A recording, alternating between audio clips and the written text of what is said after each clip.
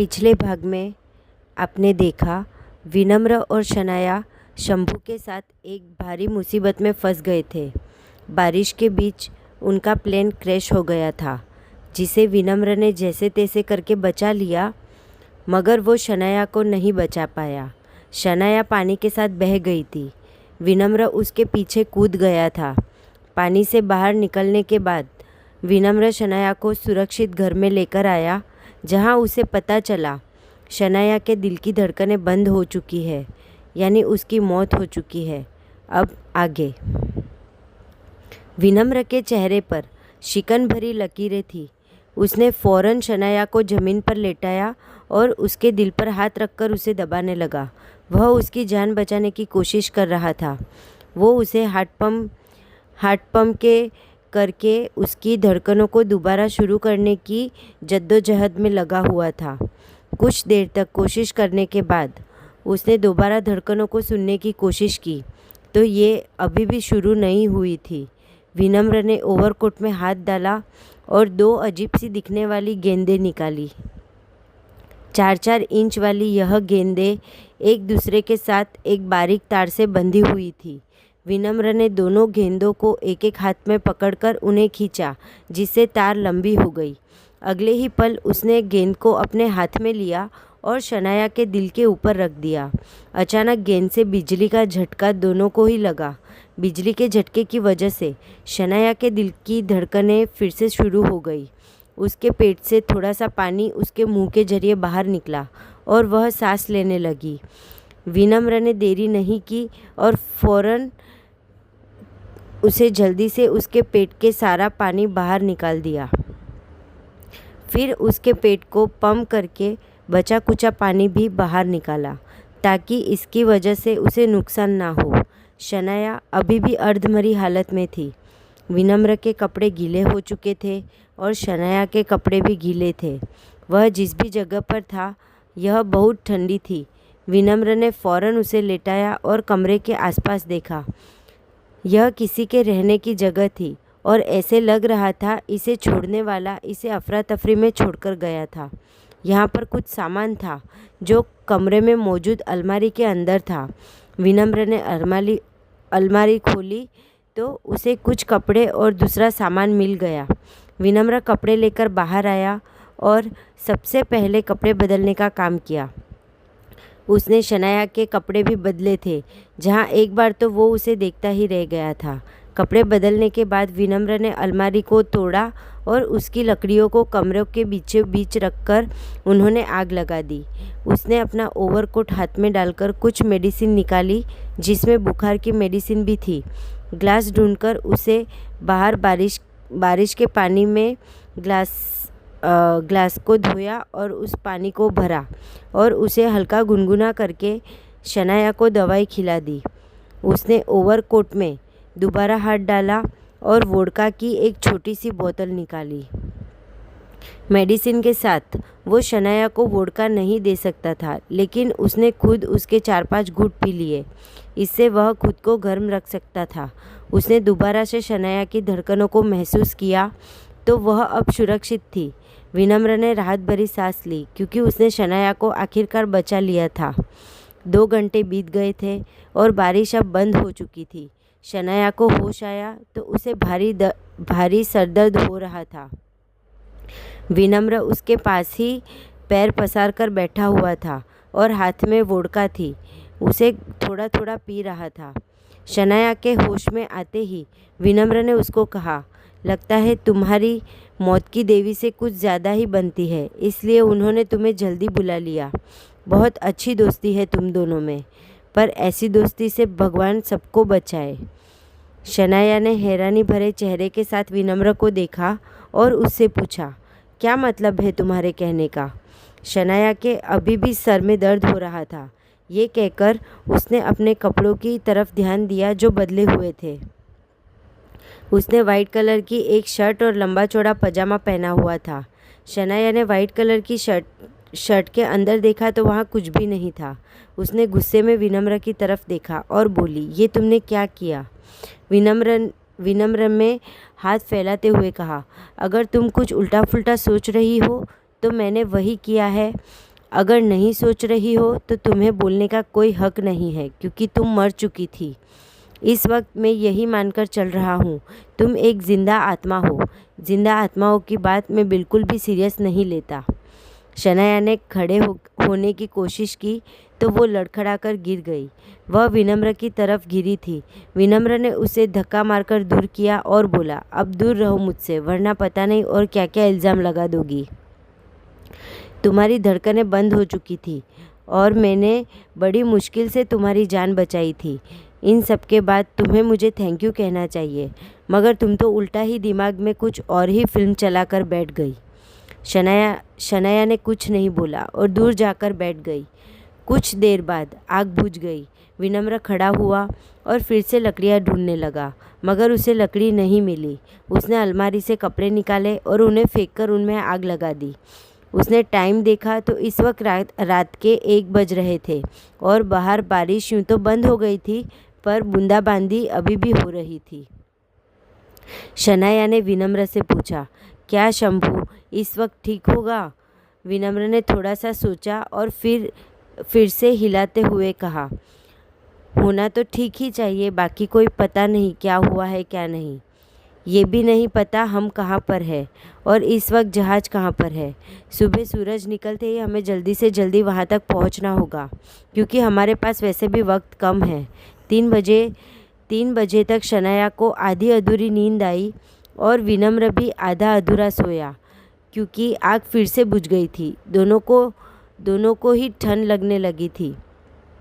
अब यहाँ पर जलाने के लिए कुछ नहीं था। विनम्र ने वोडका पीते हुए शनाया से पूछा, ये लो, तुम भी पी लो, इससे ठंड नहीं लगेगी। शनाया ने तुरंत मना करते हुए कहा, नहीं थैंक्स, मैं ये सब नहीं पीती हूँ। विनम्र ने अपने चेहरे पर सरप्राइज मुस्कान दिखाते हुए कहा, क्या बात है, पर तुम तो शहर की रहने वाली हो। मैंने तो सुना था शहर में रहने वाली ज़्यादातर लड़कियां ड्रिंक कर लेती है। शनाया ने अपने भौए उठाते हुए जवाब दिया, सारी लड़कियां ड्रिंक नहीं करती, जो करती है मैं उनमें से नहीं हूँ। विनम्र ने वोडका के 2 घूंट लिए और बोला, इसे पीना तुम्हारे बस की बात भी नहीं है। तुम जैसी कमज़ोर लड़कियां इसे नहीं झेल पाओगी। शनाया खुद में सिमटते हुए बोली, क्योंकि उसे ठंड लग रही थी। ये बस तुम्हारा वहम है।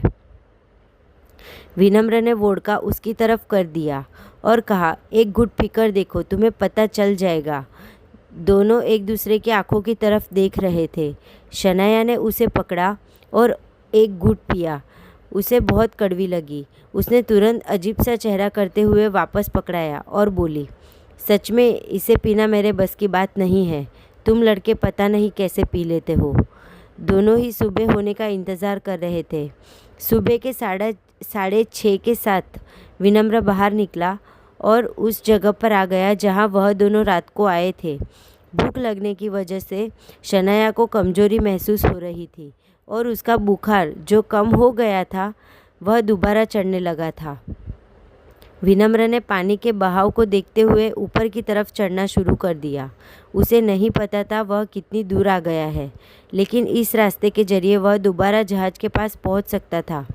9 बजते बजते शनाया का बुखार तेज हो गया। वो अचानक लड़खड़ाकर गिरने वाली थी, पर विनम्र ने उसका हाथ पकड़ लिया। विनम्र को उसका बुखार महसूस हुआ। तुम्हें तो बहुत तेज बुखार है। शनाया चेहरे से बुझी बुझी और सुस्त लग रही थी। विनम्र ने घड़ी की तरफ देखा और गहरी सोच में डूब गया। वह खुद से बोला, आज इसका 3रा दिन है, श्राप का असर हो रहा है। शनाया लगभग बेहोश होने वाली थी, मगर विनम्र ने उसे पकड़ा और पकड़कर अपने कंधे पर उठा लिया।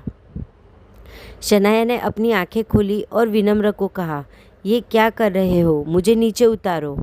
विनम्र ने झिड़कते हुए कहा, तुम्हें उठाकर कंधों को थकाने का शौक़ नहीं है मुझे। तुम काफ़ी धीमे चल रही हो। मेरे पास इतना वक्त नहीं है कि मैं तुम्हारे तेज़ चलने का इंतज़ार करूं।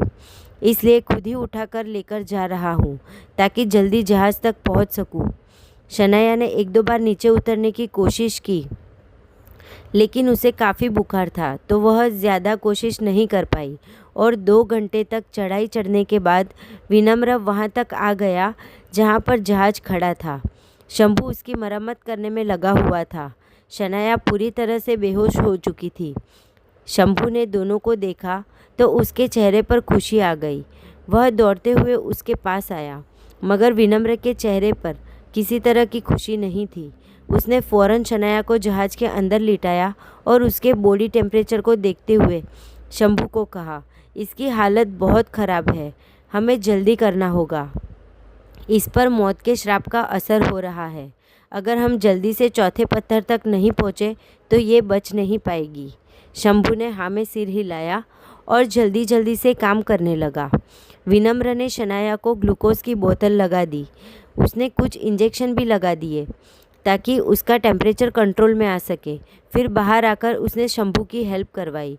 दोपहर के 2 बजे जहाज़ फिर से उड़ने के लिए तैयार था। विनम्र और शंभू दोनों ने जहाज़ के पायलट रूम में बैठकर पहाड़ की ढलान का फ़ायदा उठाया और जहाज़ को गति देते हुए उसे वापस आसमान में उड़ा दिया।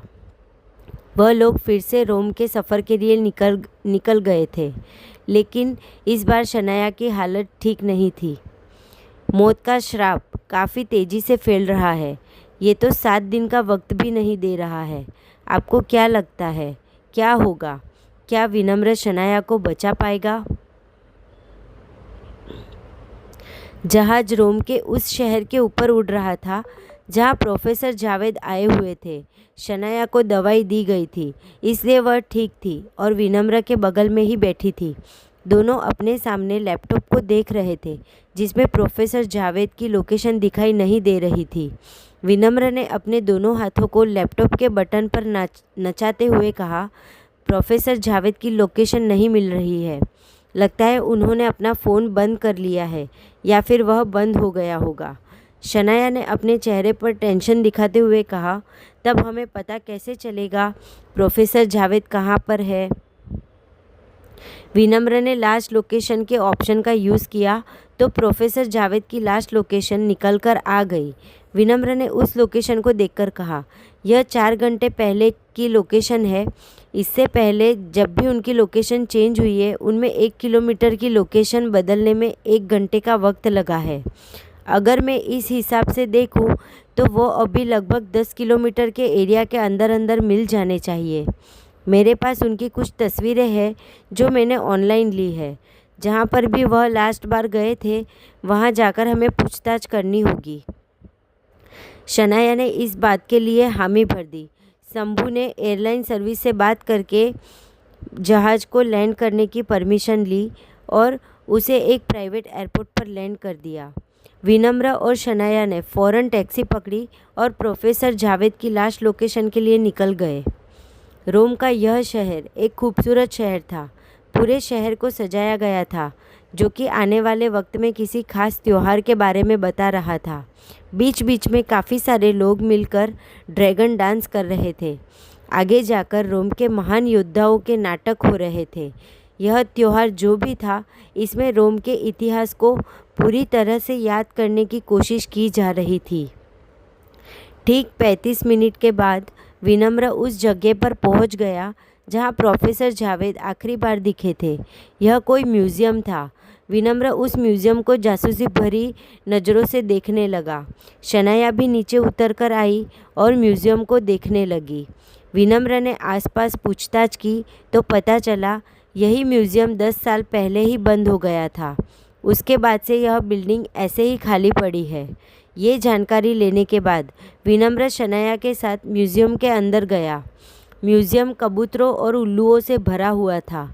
शनाया ने इसे देखते हुए कहा, तुम्हें क्या लगता है प्रोफेसर जावेद यहाँ पर क्या ढूंढ रहे होंगे? विनम्र अपनी जासूसी नज़रों से बिल्डिंग को देख रहा था। उसने नीचे के फर्श पर गौर की जहाँ पर धूल मिट्टी जमी हुई थी और इस धूल मिट्टी पर कुछ कदमों के निशान दिखाई दे रहे थे। विनम्र उन कदमों के निशान को फॉलो करने लगा।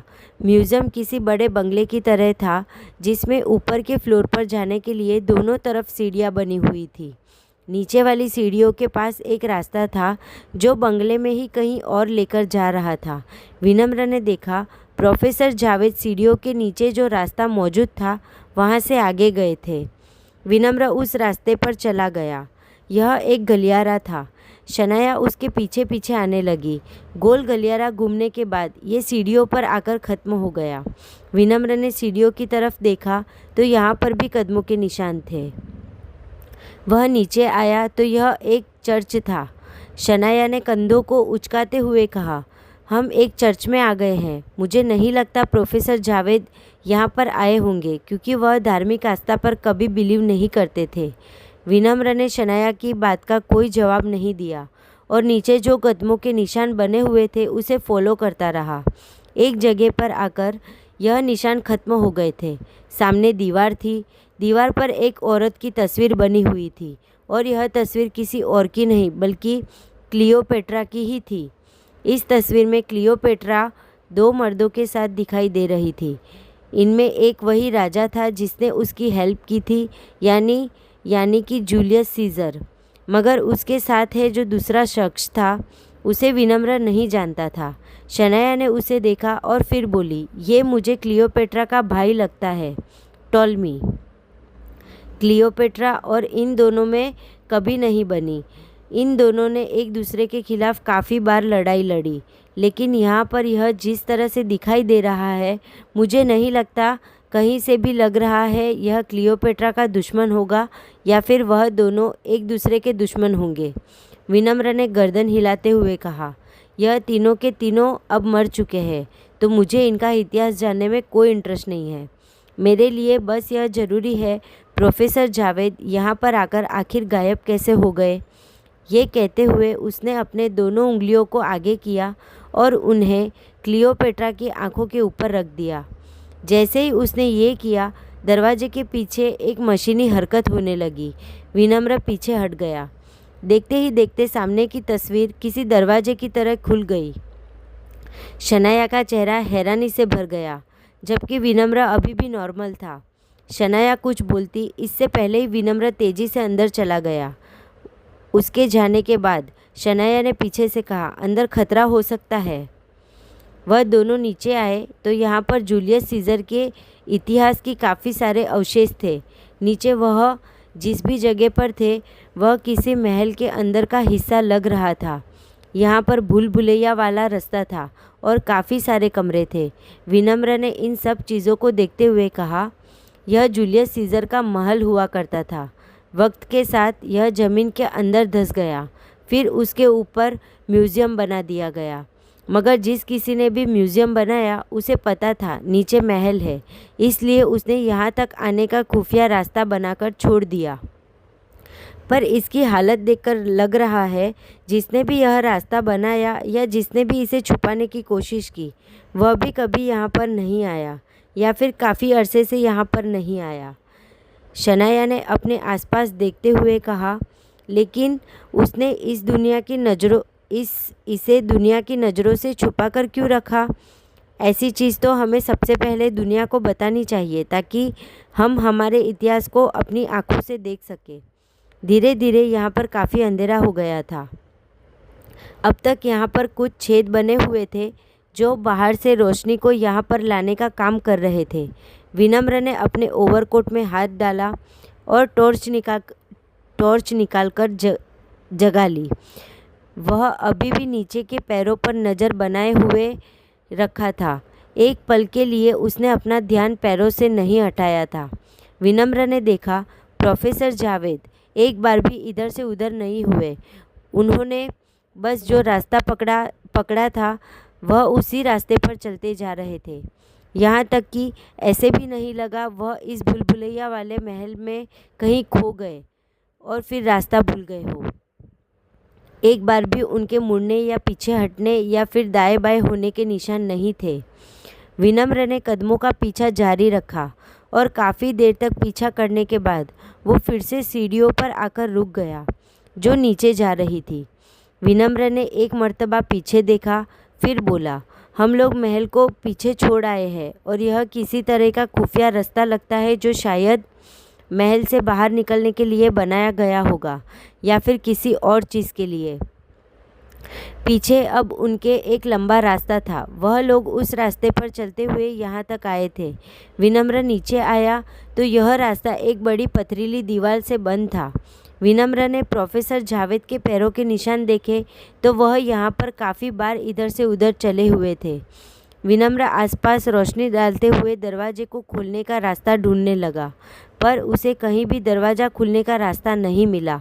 शनाया भी इधर उधर देख रही थी तो उसे अचानक एक मोबाइल फ़ोन दिखाई दिया। उसने वह मोबाइल फ़ोन उठाया। वह प्रोफेसर जावेद का था। शनाया ने उसे उठाकर विनम्र को दिया और बोली, प्रोफेसर जावेद का फ़ोन यहाँ पर है, मतलब वह यहाँ पर ज़रूर आए थे, मगर इसके बाद कहाँ गए? विनम्र ने दोबारा दरवाजे की तरफ देखा, इस दरवाजे के दूसरी ओर, लेकिन यह समझ में नहीं आ रहा।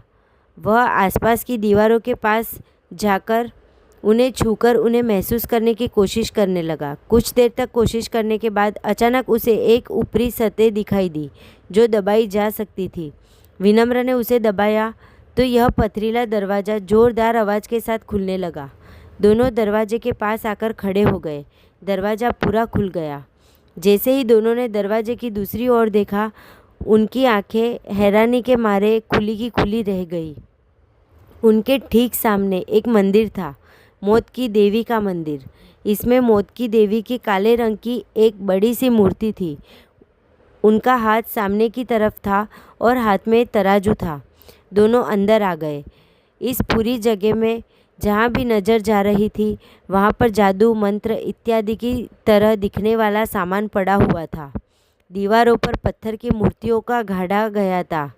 शनाया ने पत्थर की मूर्ति को देखते हुए कहा, मौत की देवी कर्मों को तराजू में तोलकर इस बात का फैसला करती है उसे स्वर्ग में जगह मिलेगी या फिर नरक में। इसके हाथ में जो तराजू है वह इसी बात की ओर इशारा करता है। शनाया मूर्ति के पास पहुंची तो उसे कुछ पत्थर के टुकड़े दिखाई दिए। शनाया ने उन पत्थर के टुकड़ों पर जो लिखा था उन्हें पढ़ा। वो पढ़ते हुए बोली, जूलियस सीजर एक कपटी राजा था। वो अपनी लड़ाइयों को जीतने के लिए तंत्रों का सहारा लेता था। इसलिए उसकी आर्थिक हालत खराब होने के बावजूद वह कभी भी कमज़ोर नहीं पड़ा। मगर तंत्रों की ताकत के बाद उसमें एक भूख जाग गई, भूख इस पूरी दुनिया को जीतने की। उसने मौत की देवी से आत्माओं का सौदा करना शुरू कर दिया। वह मौत की देवी के साथ इसी मंदिर में आत्मा का सौदा किया करता था। वो मौत की देवी को शुद्ध आत्मा लाकर देता था, जिनके अच्छे कर्मों का भार उनके बुरे कर्मों के भार से ज़्यादा होता था। वह जितनी अच्छी आत्माएं लाकर मौत की देवी को खुश करता था, बदले में उसे उतना ही अच्छा इनाम मिलता था। मौत की देवी ने उसके मरे सैनिकों में जान भर दी, उन्हें एक ऐसी ताकत दी जिसमें वह मरने के बाद दोबारा जिंदा हो सकते थे, हमेशा हमेशा के लिए। या यह कहा जाए वह सैनिक कभी मर ही नहीं सकते थे। जूलियस सीजर ने ना मरने वाले सैनिकों की एक फ़ौज बनाई, एक ऐसी फ़ौज जिसके जरिए वह दुनिया जीतने वाला था। शनाया ने अभी तक एक पत्थर के टुकड़े को ही पूरा पढ़ा था कि अचानक पास की दीवार में कुछ हलचल होने लगी। वहाँ पर कुछ सैनिकों की मूर्तियाँ बनी हुई थी। यह हलचल उन मूर्तियों में हो रही थी। विनम्र ने शनाया को पीछे होने का इशारा किया और वह खुद भी पीछे होने लगा। देखते ही देखते और उनका पेट अजीब सी रोशनी से चमकने लगा और वह किसी कंकाल में बदलते हुए जिंदा हो गई। उनके एक हाथ में भाला था और एक हाथ में ढाल, और वह किसी जॉम्बिस की तरह विनम्र और शनाया को देख रहे थे। कुल 4 सैनिक थे जो जिंदा हुए थे। शनाया बोली, ये अब क्या है? इतना बोलकर वह बेहोश होकर गिर गई, क्योंकि जो भी हुआ था वह ऐसे एक्सपेक्ट नहीं कर पाई। वही विनम्र ने शनाया की तरफ देखा तो अजीब सा चेहरा बनाया। विनम्र बोला, ये लो। इतने में ही बेहोश हो गई। पता नहीं अभी आगे और क्या क्या होना बाकी है। ये कहकर उसने अपनी शॉटगन बाहर निकाल ली। वह सैनिकों से लड़ने के लिए तैयार था।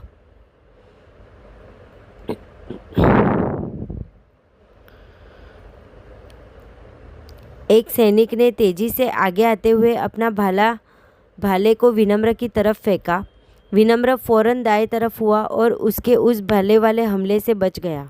विनम्र बोला, ओ भाई, ये तुम्हारा पुराना वक्त नहीं है। जहाँ पर इन डंडों से लड़ाई होती है। यह आज का टाइम है। मैं तुम्हें बताता हूँ बेटा, आज के टाइम में कैसे लड़ते हैं। एक सैनिक दौड़ते हुए विनम्र के पास आया तो विनम्र ने अपनी लात उसे मारने की कोशिश की। सैनिक ने अपनी ढाल आगे कर दी और विनम्र को पीछे की तरफ धक्का दिया। सैनिक ने विनम्र को नीचे गिरा दिया और फिर भाले से उसकी जान लेने की कोशिश की, मगर तभी विनम्र ने अपनी शॉटगन को उसके सर की तरफ किया और उसे चला दिया। सैनिक के सर के परकच्चे उड़ गए और उसकी हड्डियों वाला शरीर हड्डियों के टुकड़े में बदलते हुए नीचे ढेर हो गया। विनम्र तेजी से खड़ा हुआ और दूसरी तरफ मुड़ते हुए एक और सैनिक के सर पर गोली चला दी। 5 में से 2 सैनिक उसे खत्म कर दिए थे, जबकि 3 सैनिक अभी भी बाकी थे। एक सैनिक ने उसके हाथ पर हमला किया, जिससे विनम्र की शॉटगन नीचे गिर गई। उसने पास आकर अपने भाले से हमले करने की कोशिश की तो विनम्र ने उसके भाले को पकड़कर उसे झटका दिया और अपनी तरफ खींच लिया। सैनिक ने अपनी ढाल को आगे कर दिया। विनम्र ने अपने कंधे से सैनिक को पीछे की तरफ धक्का मारा। विनम्र ने देखा, वैसे तो यह सैनिक ताकतवर थे, मगर फिलहाल के लिए यह खुद को संभाल नहीं पा रहे थे। शायद इसके पीछे का कारण यह था कि यह लोग काफ़ी वक्त के बाद जिंदा हुए होंगे। विनम्र के दाएं तरफ से एक सैनिक आया तो विनम्र ने अपना चाबुक निकाल कर उसकी तरफ मारा। वो उसके गले में जाकर फंस गया। विनम्र ने झटका देकर अपने चाबुक को खींचा तो उसे सैनिक की गर्दन उसके शरीर से अलग हो गई। विनम्र ने आखिरी बचे सैनिक की तरफ अपने ओवरकोट से 2 गेंदें निकाल कर फेंक दी। यह गेंदें उसके पैरों में जाकर फंस गई। अगले ही पल उसके शरीर को बिजली के झटके लगे और वह भी हड्डियों के टुकड़ों में बदलकर नीचे गिर गया। विनम्र शनाया के पास आया और उसके गालों को थपथपाते हुए उसे जगाने की कोशिश की। चलो, अब उठ भी जाओ, ये बेहोश होने का वक्त नहीं है। हमें जल्दी यहाँ से बाहर जाना होगा। विनम्र शनाया को जगा रहा था, तभी बाहर का दरवाज़ा बंद होने लगा। विनम्र ने फौरन शनाया को अपने कंधे पर उठाया और दरवाजे की तरफ जाने लगा, लेकिन वहाँ जाते जाते 4-5 सैनिक और जिंदा हो गए और वह उनके रास्ते में आ गए। विनम्र ने शनाया को दोबारा जमीन पर लिटाया और वह बोला, क्या तुम लोगों को कोई और काम नहीं है? अगर मर चुके हो तो मरे हुए क्यों नहीं रहते? फिर वह दौड़ते हुए पहले सैनिक की तरफ गया और जंप मारते हुए उसके ढाल पर जोरदार लात मारी। उसने एथलेटिक्स कला का नमूना दिखाया और दूसरे सैनिक की तरफ उसी वक्त घूमते हुए उसके भाले को पकड़कर उसके हाथ से छीन लिया।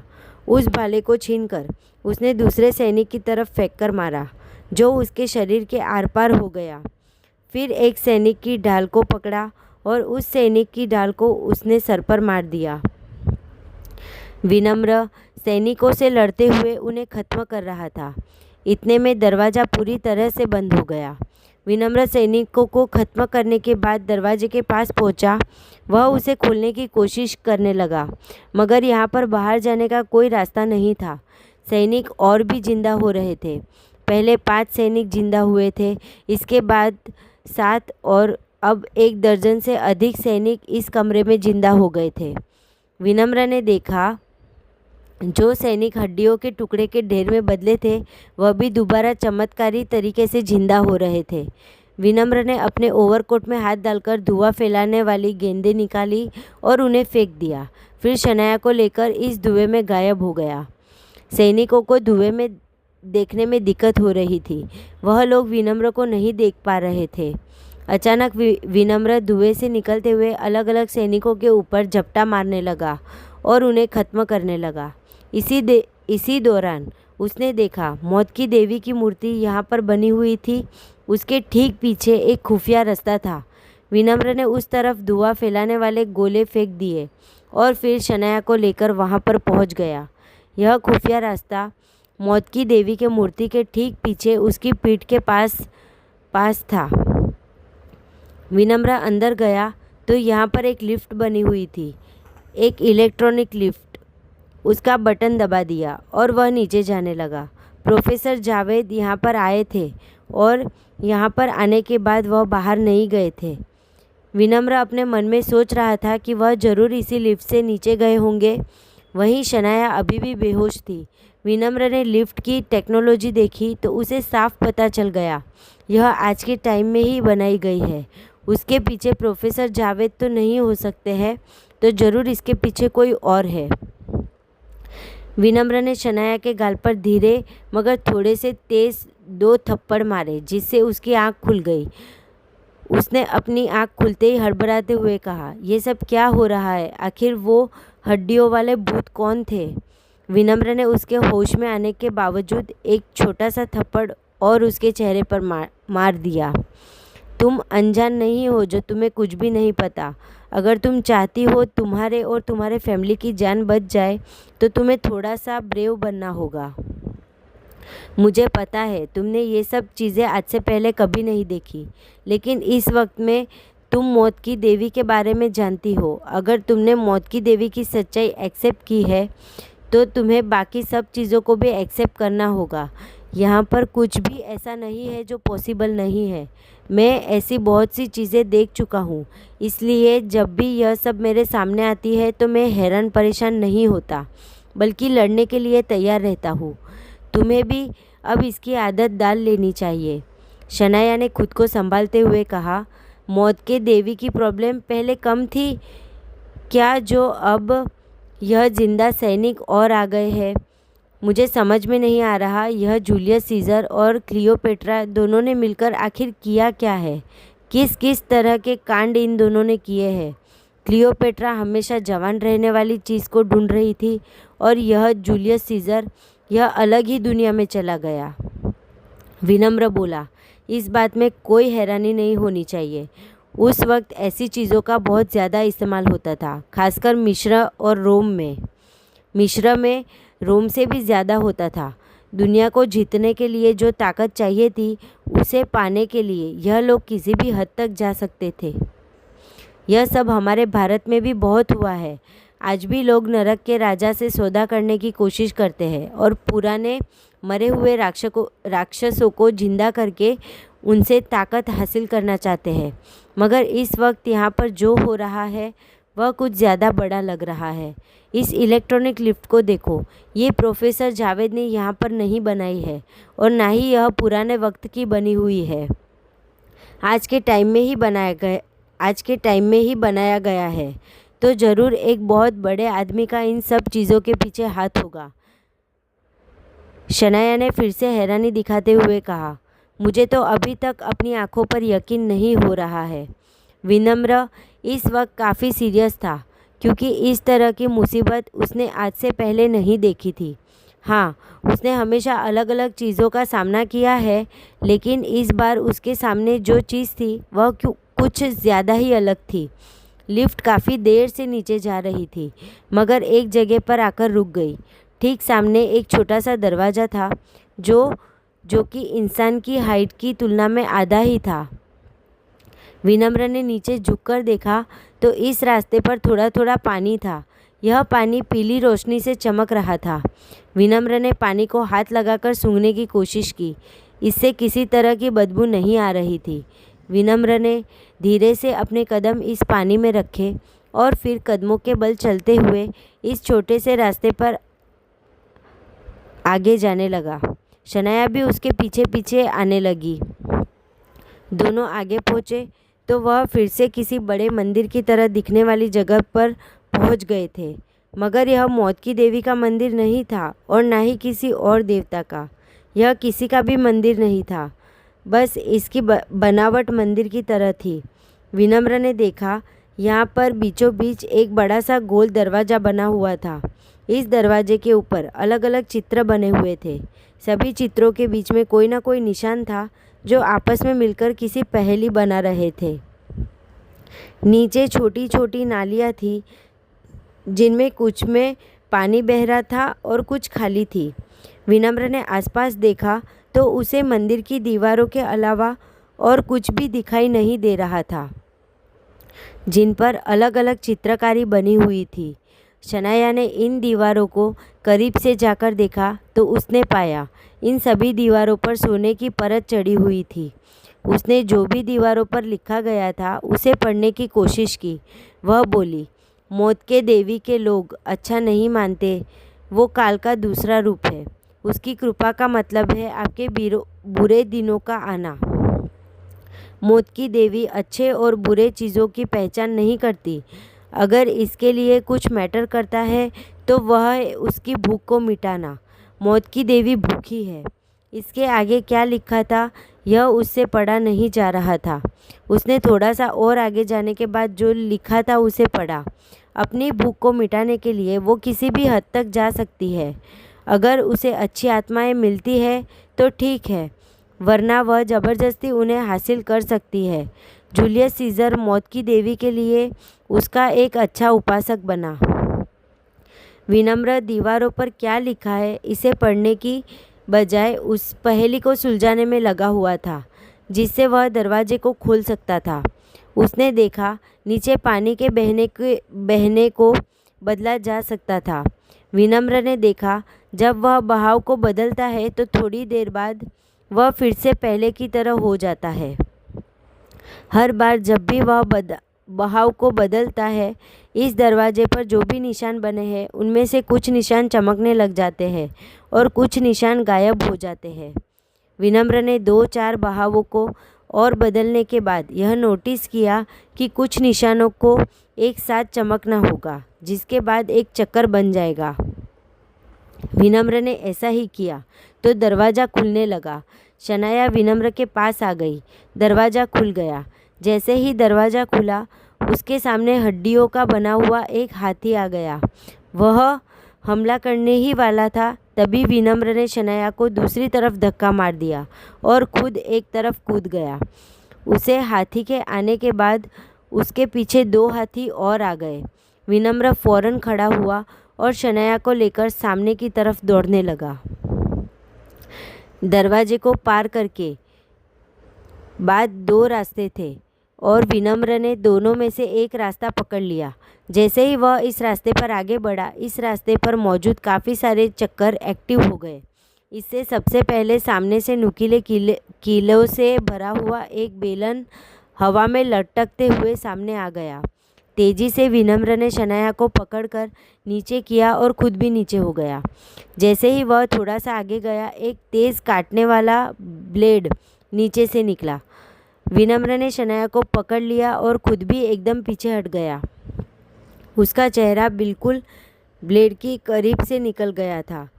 वहीं पीछे हाथी आ गए थे। शनाया के दिल की धड़कन तेज हो गई थी।